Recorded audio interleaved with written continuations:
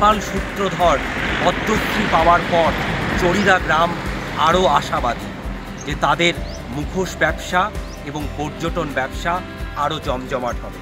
কারণ এই চড়িদা থেকেই তো বড় হয়ে উঠেছিলেন নেপাল সূত্রধর।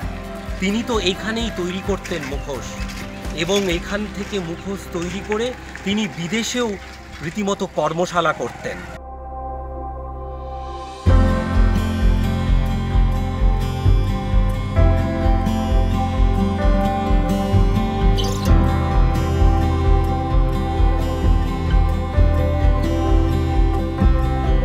পদ্মশ্রী নেপাল চন্দ্র সূত্রের বড় ছেলে। আমি বলতে চাইছি যে আপনাকে রিকোয়েস্ট করা হয়েছিল যে পদ্মশ্রী গম্ভীর সিংয়ের যেমন স্ট্যাচু বানানো হয়েছে সেই স্ট্যাচু যেমন বনে নেপাল চন্দ্র সূত্র, এবং একাডেমিটাও যেমন নেপাল চন্দ্র সূত্র ধরে হয়।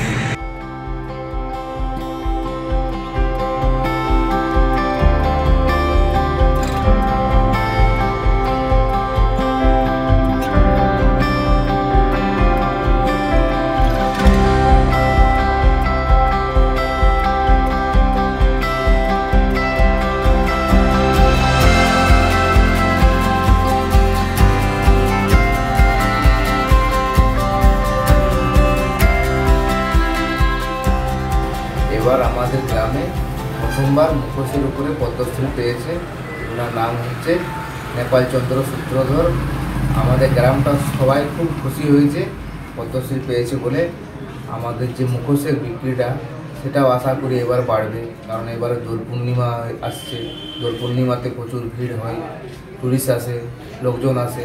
তার জন্য আশা করছি আমাদের মুখোশের বিক্রিটা আরও বাড়বে, এবং আমরা আশা করছি যে ওনার যে পদ্মশ্রী পেয়েছে ওনার একটা যদি স্ট্যাচু করে দেওয়া হয় নেপাল চন্দ্র সূত্রধরের, তাহলে আশা করি ভালো হবে। আমরা গর্বিত আমাদের গ্রামে আজ মুখোশ শিল্পী পদ্মশ্রী পেয়েছে।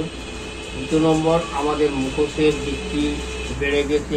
এর আগে ছিল যেমন ছয়ের মুখোশ, বিভিন্ন গণেশ, কার্তিক, লক্ষ্মী, সরস্বতী, অসুর এসব বিক্রি ছিল।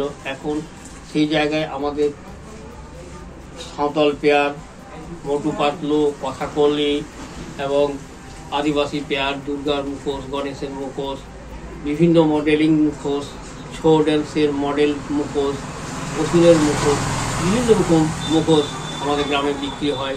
আজ আমাদের আরও হাইলাইট হয়ে যাচ্ছে। সৌজ শিল্পী, মুখোশ শিল্পী পারদর্শী, ওনারাকে আমরা কোটি কোটিবার প্রণাম করি, কারণ ওরা এই জগৎকে জাগিয়ে গেল।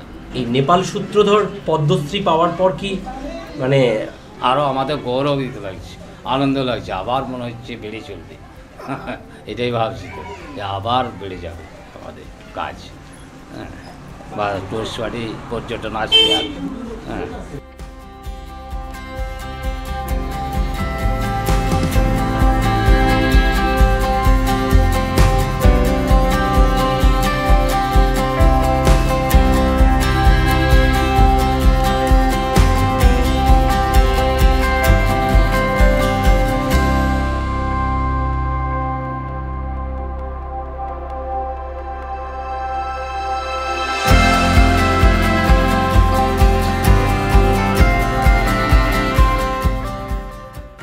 পুরুলিয়ার চড়িদা গ্রাম থেকে ক্যামেরায় অমিত লাল সিংদেওয়ের সঙ্গে সুমিত বিশ্বাস, সংবাদ প্রতিদিন .in।